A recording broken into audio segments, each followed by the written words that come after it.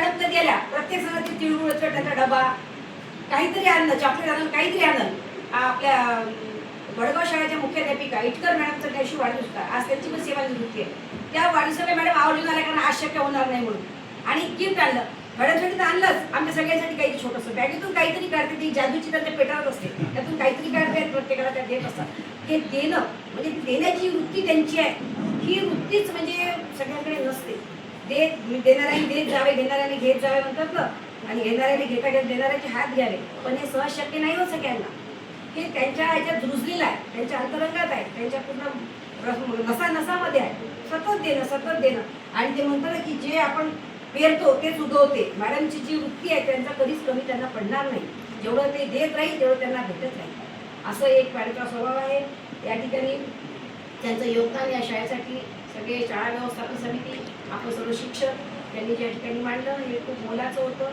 मॅडमचं पुढील आयुष्य मी मॅडमला सांगते की छान. आता म्हणजे आज दुःख जरी होतं पण उद्या आनंद होणार आहे. मी सांगते आज दुःख होत्या, सगळ्यांना सोडताना दुःख होतं, परंतु उद्याचा दिवस माझा आहे. आता मी मुक्त या मुक्तांग आकाशामध्ये मी मुक्त भरारी घेणार आहे, आणि या भरारीमध्ये मला काय जे काही राहून गेलं, शुभाने सांगितलं, जे ज्या गोष्टी राहिल्या असतील त्या सगळे खूप वाटते. मला यांच्याकडे जायचं, त्या नात्याकडे जायचं, मला हे कार्य करायचं, माझं हे करायचं राहून गेलं.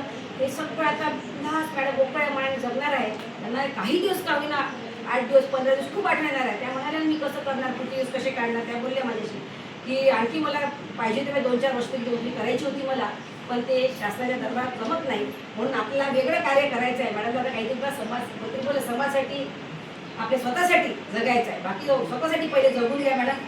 माझ्या ईश्वरचरणी तुम्हाला खूप खूप शुभेच्छा. यानंतर आमच्या दुर्ळे मॅडम पण खूप जिद्दी, कष्ट म्हणजे त्याला काय म्हणते, संकटावर मात करून एक उभं राहून पूर्ण त्यांनी मुलांसाठी जगतात. विनोबा ॲपचा आता कार्यक्रम झाला आपला, काय गांधी सितारे, पूर्ण जिल्ह्यामध्ये सर्वात जास्त मुलं किती शाळेचे होते पूर्ण जिल्ह्यात. व्हिडिओ अपलोड केले त्यामध्ये त्यांना बक्षीस पण मिळालं, त्यांची किट मिळाली. म्हणजे आपल्या केंद्रामध्ये त्यांनाच ही किट मिळाली, बाकी शाळेला नाही मिळाली. म्हणजे प्रत्येक गोष्ट नवीन कुठल्या उपक्रमाला काही आला त्यासाठी जिद्दीने त्या काम करतात. बबून पथक सांगितलं, जिल्हा पण 2 वर्ष सतत आपलं पथक गेलाय. मी खेळाच्या तालुकास्तरीय ग्राउंडवर त्यांना पाहिलं, जेवण न करता मॅडम जेवण नाही, एवढा सामान इकडे जेवण करे, म्हणजे रनिंगचे राहो की ते लांब उडी उंचवडी, प्रत्येक सामना मॅडमनी तेवढे पूर्ण इव्हेंट त्यांनी काढले, तोपर्यंत जेवण सुद्धा केलं नाही. तेवढं जिद्दीने चिकाडीने त्या काम करतात. आणि त्यांचं एक काम म्हणजे या शाळेमध्ये सुद्धा दिसून आलं मला, 2-3 वर्षामध्ये चांगलं काम त्यांनी केलं.